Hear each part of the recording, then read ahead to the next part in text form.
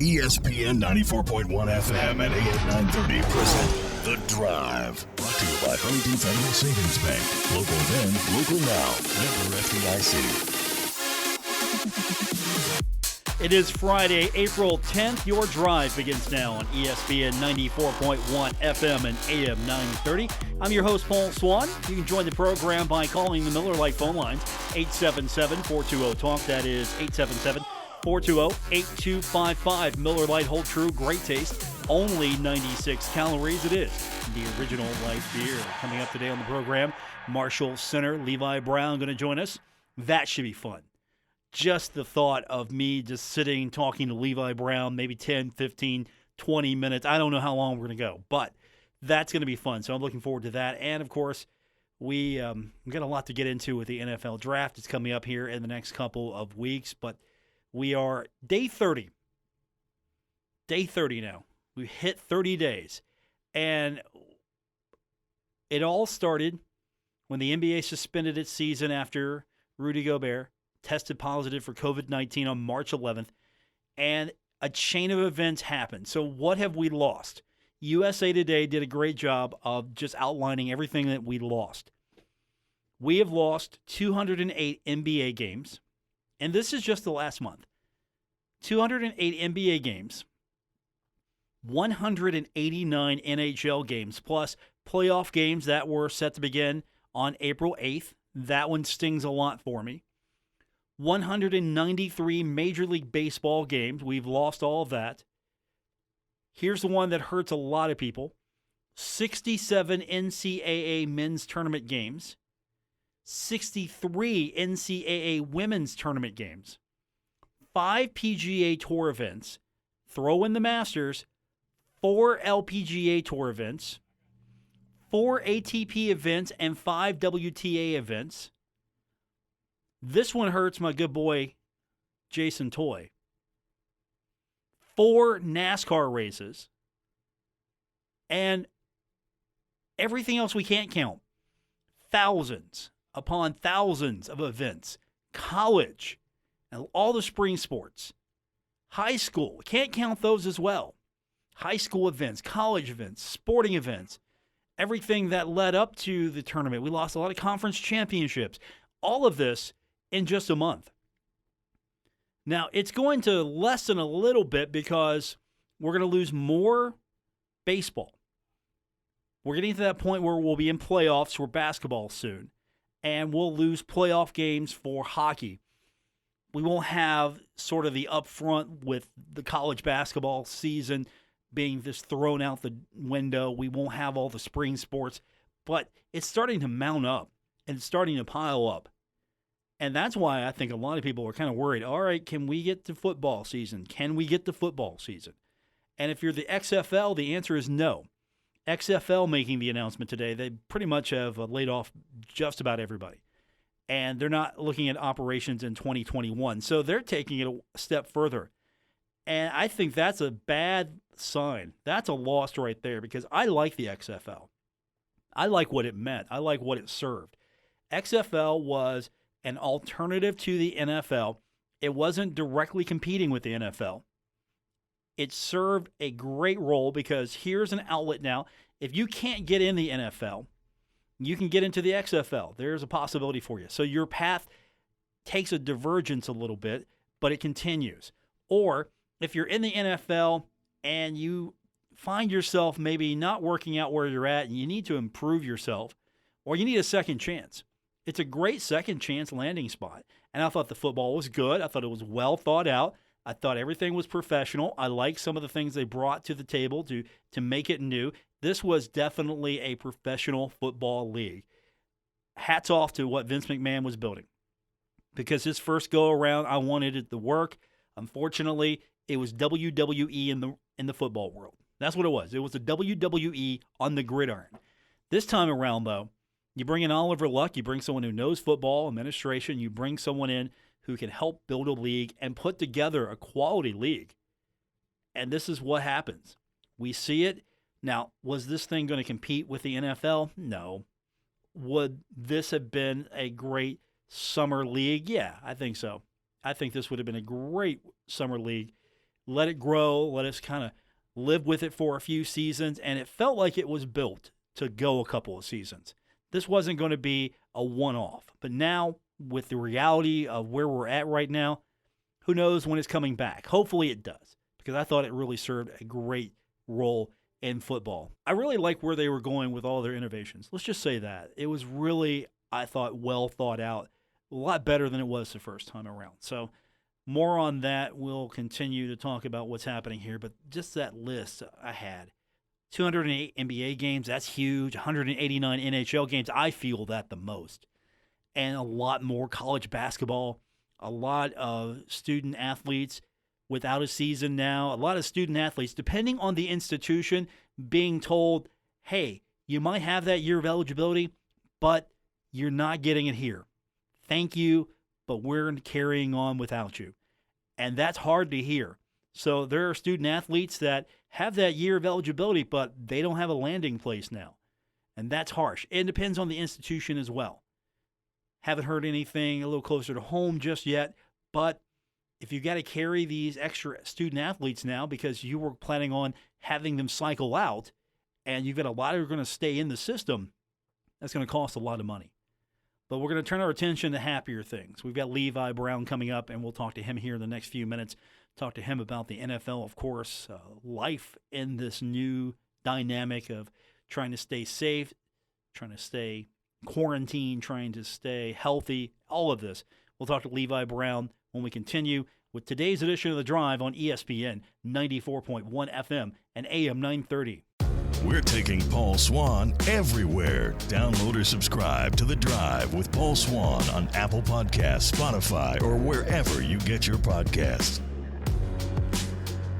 We're presented by Huntington Federal Savings Bank. Welcome back to the Friday edition of The Drive on ESPN 94.1 FM and AM 930. Now, I'm not going to lie. One of the benefits of doing this show sometimes is to get to talk to a lot of great guys. And one of my favorites always during player interviews is Levi Brown. He could field strip a football team inside and out and tell me everything I needed to know, and he joins us now on the program.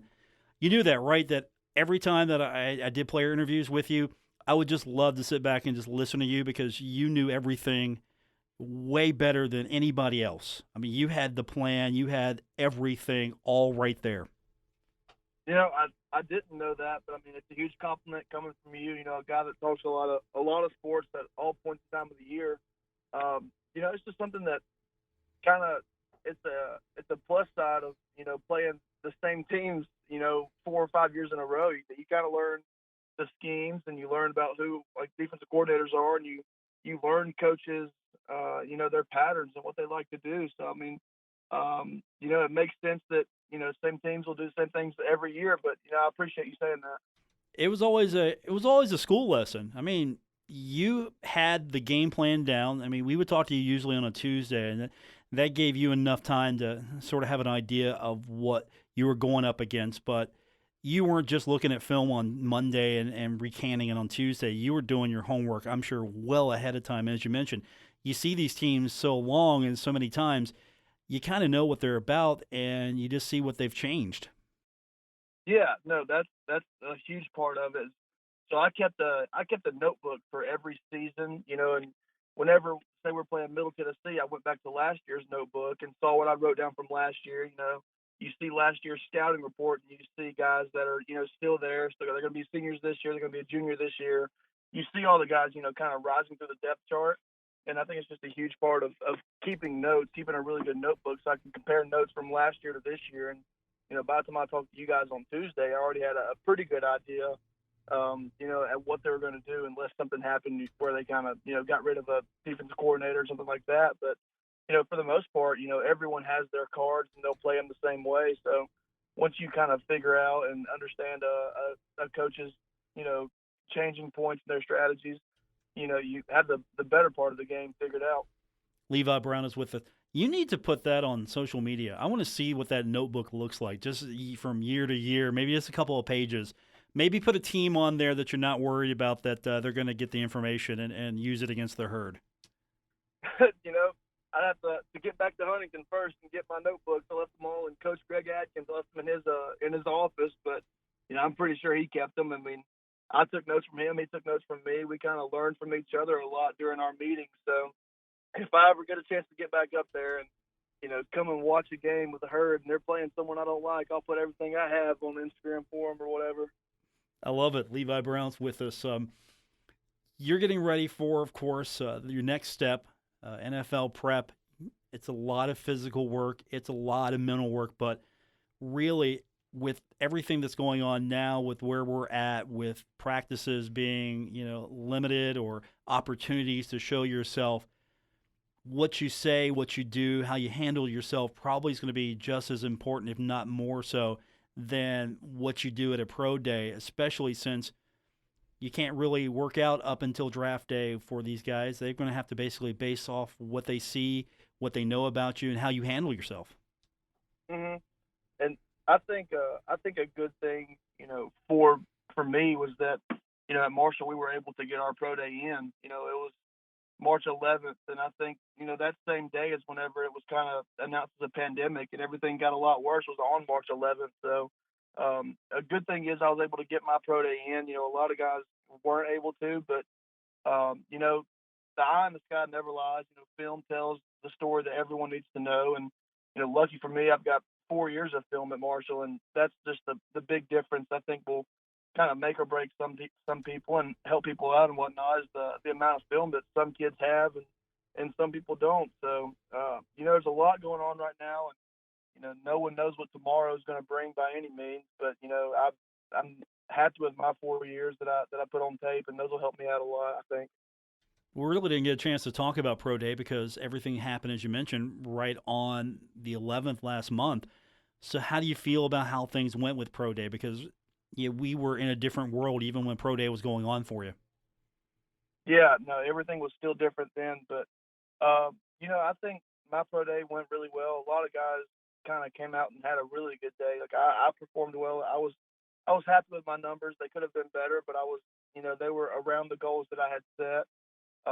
Amari Cobb was kind of, catching everyone's eye, jumping out the gym, bench pressing a lot of reps, running really well. I mean, there were so many guys that participated. I think this was the most people that I've ever seen participating at a Marshall Pro Day since I've been there, and I've been to and watched every Pro Day years and years before. So it was good. It was fun to have a lot of guys out there. It was really one of those things where you build up and you build up and you work so hard for 8, 9, 10 weeks to get to your Pro Day.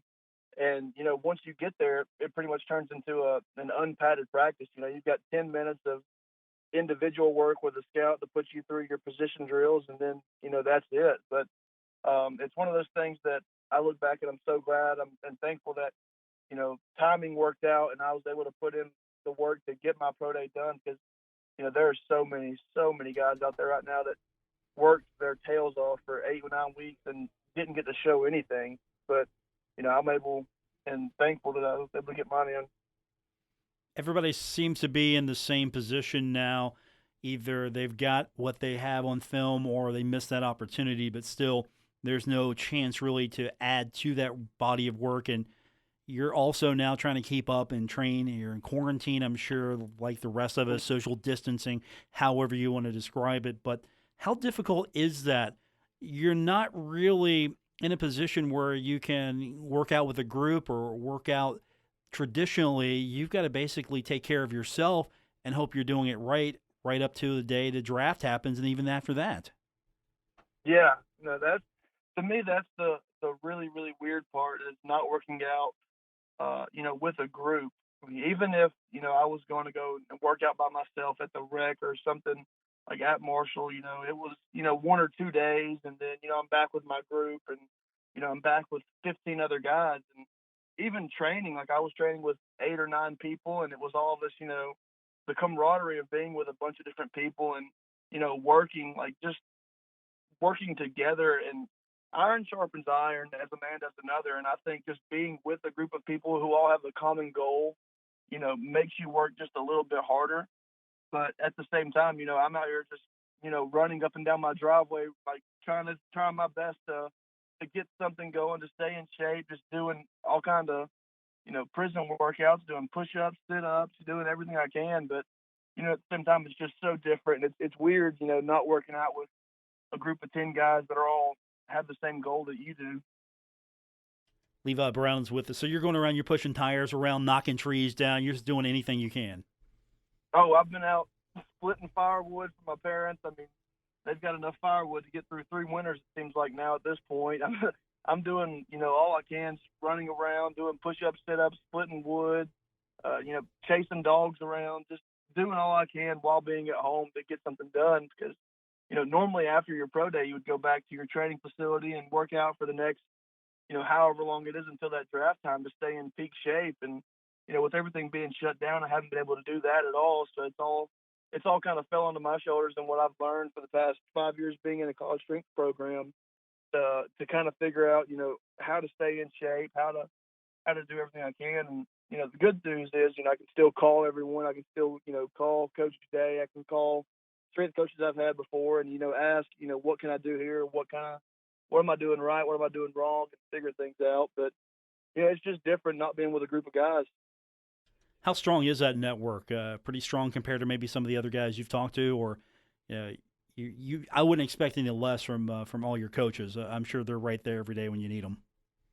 Yeah, no, that's the good thing is I did my 5 years at Marshall Wright, and there's not a soul in that building that wouldn't help me if I needed it. So, my connection with Luke Day is the strongest that I probably have with any coach in that building other than Coach Holliday and Coach Adkins. So, just being able to have people in your corner that you can reach out to and can help you in situations like this. I've reached out to Cornell Brown. He's been in this situation before, like trying to go to the league and whatnot. But everyone's story is different, and especially this 2020 draft class in particular, because this is obviously new for everyone. This has never happened before, and it's just so different. But there are still people in my corner that will help me out and do everything they could for me and try and reach out to me and figure things out also, because we're all in this together.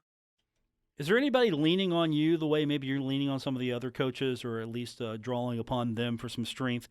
Because you mentioned you miss that camaraderie, you miss that fellowship, those bonds you make, and you're not together with people.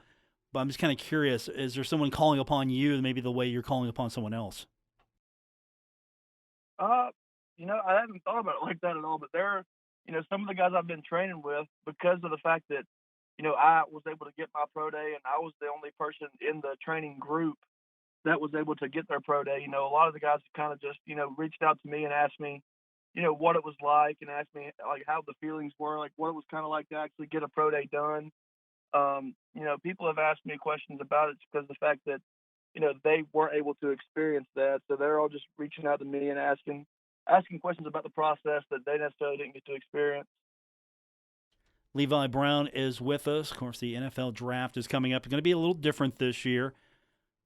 It's going to be the first virtual draft. There's not going to be that opportunity to see the fans' reaction. There's not going to be that pomp, circumstance, just the festival party atmosphere. We're all going to be sitting watching this thing. It's going to look like a video conference call. Yeah, it's definitely going to be different. And, the weird thing is no one knows exactly what it's going to be like until it'll happen. Are you still excited, though, even though it's not looking like it's going to look exciting on TV? Are you still excited just the fact that, all right, here's some sports. Here's something that we can all just sit down and watch? I mean, because I don't know if you were listening at the top of the show, but just looking at the things we've lost, and I won't read them all, but we've lost 208 NBA games, 189 NHL games, plus the start of the playoffs on the 8th, almost 200 baseball games, the entire basketball tournament. I'm sure you're stir crazy as much as everybody else is. Yeah, no, having no sports to turn on is definitely just a weird time right now. I found myself this morning watching the NBA players are having like an NBA 2K tournament or something, and I saw it on TV. Like Donovan Mitchell was playing Devin Booker or something like that, and I was watching those guys play video games on my TV just to get a glimpse of what was going on in the sports world. So it's definitely a weird time. it's making me result to watching things that I don't normally watch. Like I started watching 90 Day Fiance not long ago on TLC. So I mean, this is opening me up to a lot of different, broadcasting. Okay, so top 5 things you've watched: 90 Day Fiance, video game sports. Are you gonna throw in a little Tiger King? What else you got in there? Ooh, I did watch Tiger King. I've watched that whole series. My girlfriend and I, we started watching this series. It's not a series. It's honestly a baking show called Nailed It. We probably binge watched 30 episodes, and we were picking a winner before the episode started. And if we lost, we were doing push-ups. So I've got to get around, the no sports on TV. I mean, I'm probably just start playing video games myself, doing something different than what I have been, because I've been so bored at this point. I've started watching baking shows. Have you got good at cooking? Are you putting any of that to use yet? Oh, absolutely not. Not when it comes to baking. No, I mean, I can sit down and I can cook well enough to make a breakfast, lunch, and dinner, and some snacks. But, whenever it comes to baking, which is pretty much chemistry, it looks like, with the way I make it look on TV, I've got no shot. Levi Brown is with us. How then difficult is that? I mean, all of this sounds fun, but you're a guy used to a routine. Your whole football career is based off of routine, and this is the biggest disruption ever to a routine of a football player who's trying to make it and trying to get to that next level. Yeah, to me, that was the weirdest part, was not having my routine. Coach Atkins and I always kind of joked about being routine guys, and anytime something messed with it, we were kind of like having a weird day or something. It threw us off. But, I mean, for the most part, it's true. I mean, every single time, like, you've got class on Monday, Wednesday, Friday. You've got different classes on Tuesday and Thursday. You get in routines of waking up at a certain time, eating lunch at a certain time, going across the facilities. You got practice from this block to this block, and then you leave and you get dinner and you got study hall.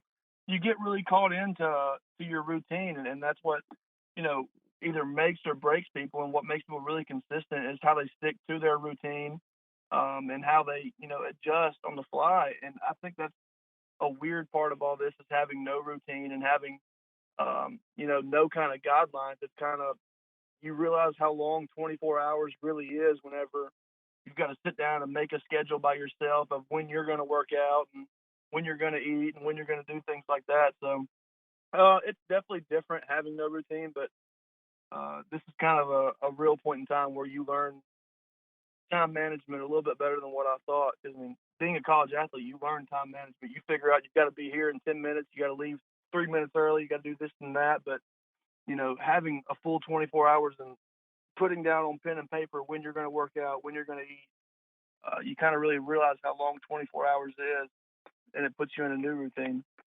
Levi Brown is with us, Marshall Center, getting ready for the NFL draft. And routine is also, I think, the hallmark of Doc Holliday. How do you think he's handling this right now, the way the routine has been changed for him?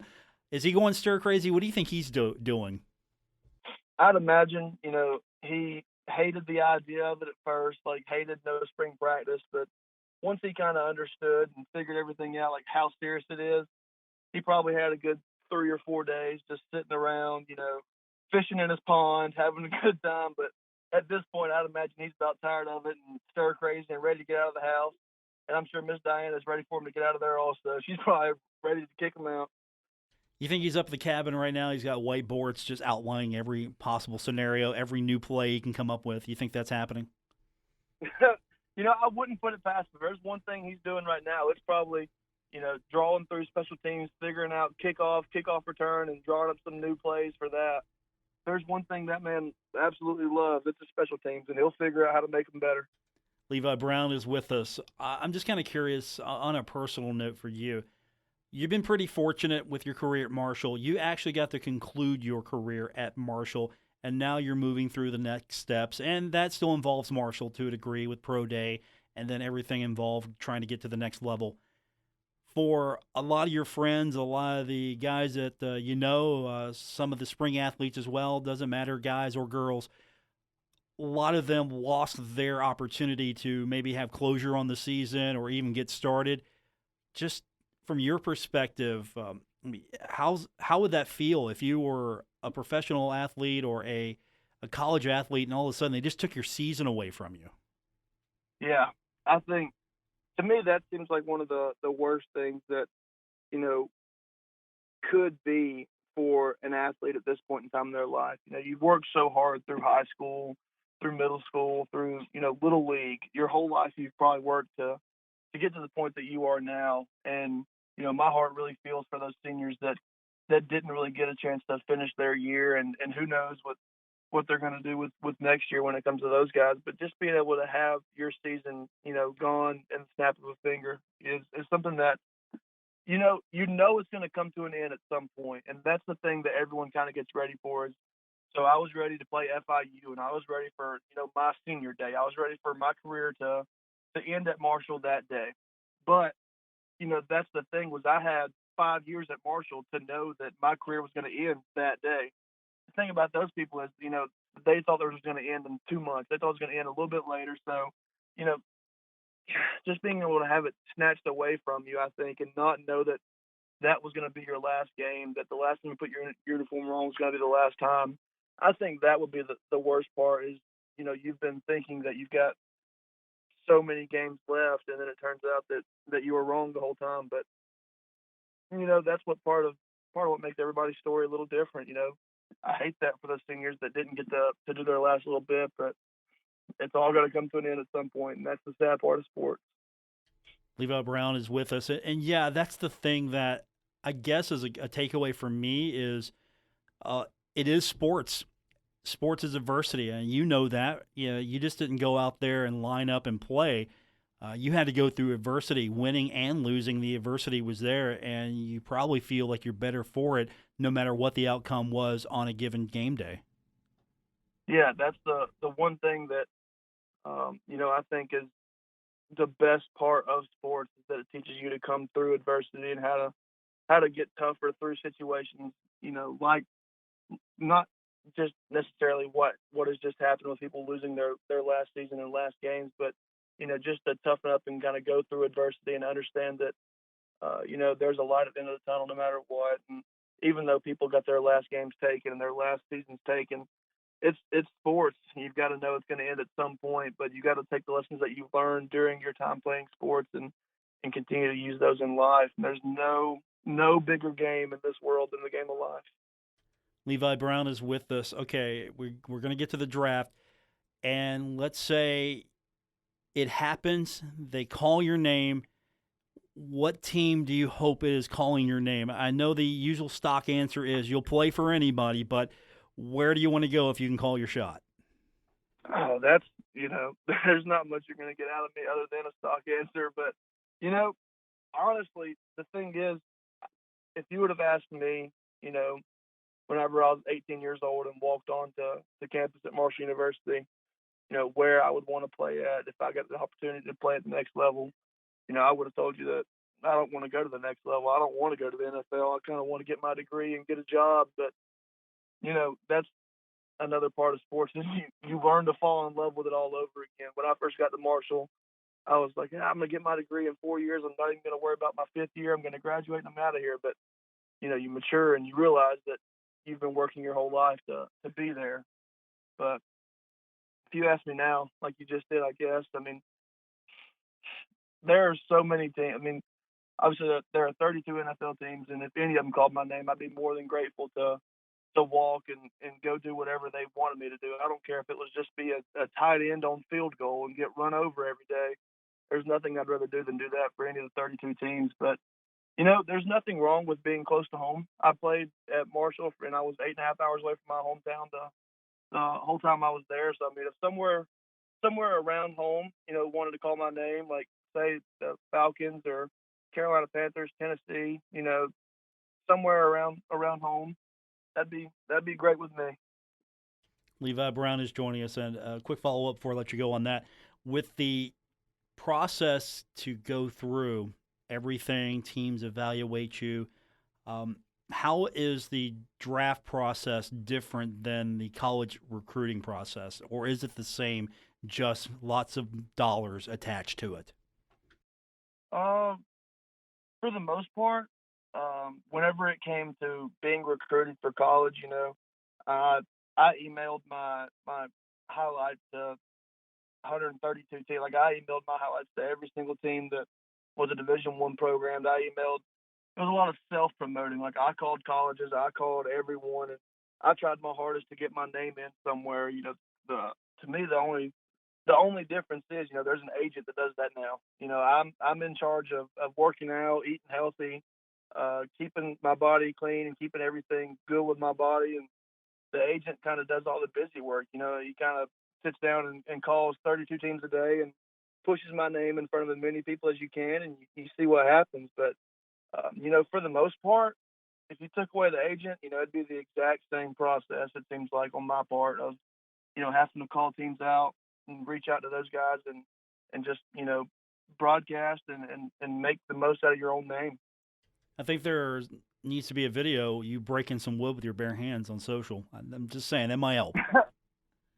Yeah, I'm trying to think of a way where I can just kind of make a video of myself walking around just snapping trees with my fingers, but I'm not the best video guy, so I'll have to get someone out here probably and make a long video of me just going Rocky style, Rocky 4, baby. There you go. I might remake the Rocky 4 trailer myself.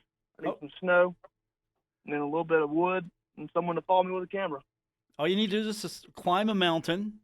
I mean, that was part of the training, climbing a mountain.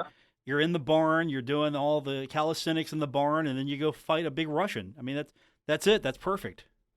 Yeah, seems like all I need, the barn, a jump rope, and a Russian, and I'm on the right track. Levi Brown joining us. And it's good to know Rocky 4 is one of my favorites, too. Definitely with that soundtrack as well. Oh, great soundtrack. The whole Rocky series in general has got to be one of the best sports series that ever exists, in my opinion. Levi Brown joining us. Good to know that you have good sports movie taste. That's good to know. So I'm confident now. I'm confident in you. I can't wait to see that montage. And you know what? If somebody was smart, they would get all your highlights and maybe mix that montage together for you. I mean, come on. You know a lot of people. Herd fans get busy. They have free time, right?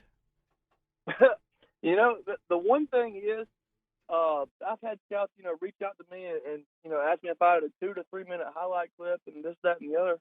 And I realized I don't have a clip of highlight one, so I've had to reach out and try and get someone to get me a highlight film going. I had no clue that they would even need it. I thought they just kind of watched the game and sat down, but turns out highlights are important for this process also.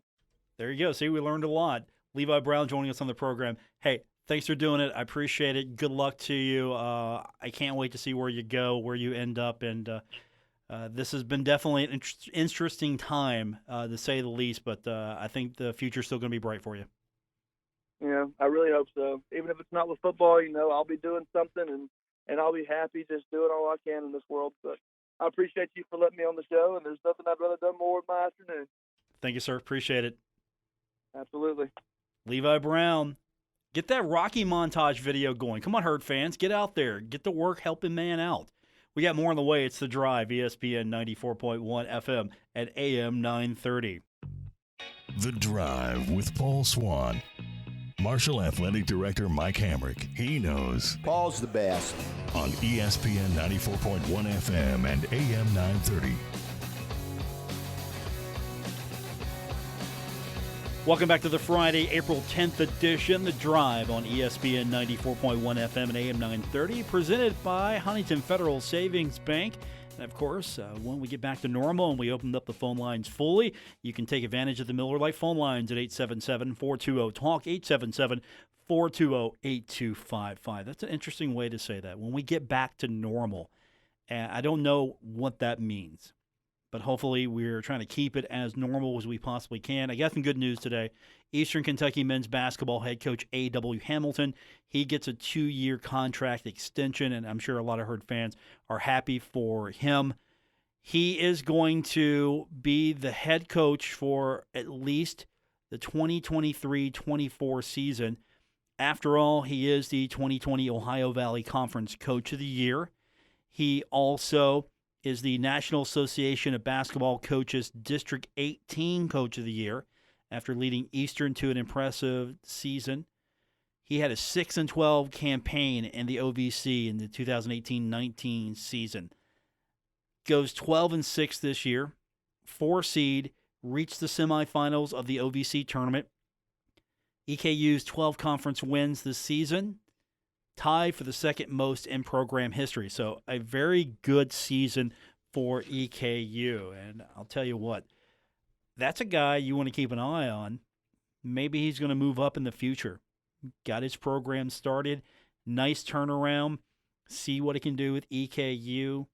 I'm sure a lot of Herd fans will look his way when that time comes, when Dan D'Antoni is ready to turn the reins over to someone else. I don't know when that time's going to be, but eventually he's going to want to turn the team over to somebody he feels confident can get the job done. I'm sure A.W. Hamilton's name might definitely be on the short list.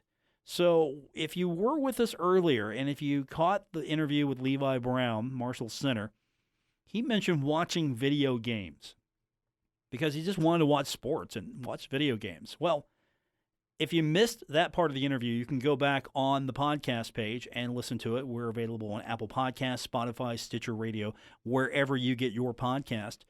But he's going to be watching some baseball soon, I'm sure, because Major League Baseball has created a players' league through the video game MLB The Show. That's a PlayStation game. And if you have it, you know it's pretty realistic. It's a pretty good game. And there's going to be several players involved. Now, what's going to have to happen here is they're going to have to shorten the games because they're doing basically like a mini league. It's a 29-game regular season. Each player will face every other team once in 3-inning games over the next 3 weeks. The top 8 players will advance to the postseason. There's going to be a typical MLB postseason format, and they're going to finish with a World Series. Now, who's in this thing? I'll keep it to the National League Central. That's what we're interested in. You've got Cole Tucker from Pittsburgh. Cole Tucker from Pittsburgh is involved in this thing. Amir Garrett from the Reds is in this thing, and he actually won a 4-player tournament last month. Matt Carpenter from St. Louis is in this thing. Ian Happ from Chicago. Josh Hader from Milwaukee is in this thing as well. So if you're into baseball and you don't mind it being video game and you want to see your favorite guys play, here's an opportunity for you. You get some baseball in it. It's still, I think, going to be behind just a little bit of what the racing leagues are doing with the iRacing. And again, I watched a little bit of that the other day. I thought it was fascinating. And it's just fun because you've got multiple guys talking and you've got guys spotting for them and they're running it like it's a race. They're having fun, but at the same time, you get to a certain point in that race, fun's over. They're trying to win this thing, and it's really been entertaining so far. You want to get the real thing back, but in the meanwhile, this is a great way to spend the time as, again, we're all trying to do our part to social distance ourselves. And right now, I'm sure a lot of people are stuck at home or they're spending a lot more time at home, and this is a great diversion. We're going to take our final break, come back, and we're going to send you off to the weekend when we continue with today's edition of The Drive on ESPN 94.1 FM and AM 930. This is The Drive with Paul Swann on ESPN 94.1 FM and AM 930. Presented by Huntington Federal Savings Bank. Guests with Paul Swann appear via the Miller Lite phone lines. We're wrapping up today's edition of The Drive on ESPN 94.1 FM and AM 930. I'm your host, Paul Swann. Thanks for tuning in. Presented by Huntington Federal Savings Bank, and we appreciate Miller Lite sponsoring our phone lines at 877-420-TALK, 877-420-8255. I think we've had some pretty good guests on this week. Levi Brown earlier today on the program. If you missed that, as I've mentioned, go back and catch it on the podcast. Also, we talked to Justin Rohrwasser. Hopefully we can get a few other basketball and football players on next week. Jared West, I thought that was great. We had him on. All of these interviews available on our podcast, and all you have to do is subscribe to Apple Podcasts, Spotify, Stitcher Radio, TuneIn, wherever you get your podcast is where you're going to find The Drive with Paul Swann. And if you subscribe to the podcast, it'll come directly to your device. If you've got an iPhone or an Android device, it'll come directly to your device. Or here's another great way. if you are using our streaming app for your iPhone or your Android device, we've updated it lately, and you can listen to our station live, or in the menu, you can go to podcast, and our show, once it's updated every night, will be available on our app. So if you're using the app to listen to the program, you can use the app, our app, to get the feed of the podcast once it's available. I think that's really cool, and all you have to do is go get that app on the Android store or the Apple store, and you can listen to the station or the podcast anytime on your smartphone. And that's going to do it for this edition of The Drive on ESPN 94.1 FM and AM 930. I'm Paul Swann. Thanks for tuning in. Special thanks to Levi Brown. We appreciate him. We also appreciate our in-quarantine producer, Spencer Dupuis, working hard from home, trying to help book this show. Appreciate him, as always. Back on Monday, we'll do it all over again. Thanks for tuning in. I do appreciate your support, helping us keep this thing going while we weather this terrible pandemic, and hopefully we can all get through it together. Have a great night, and have a great weekend, everybody. Hope you enjoy your Easter.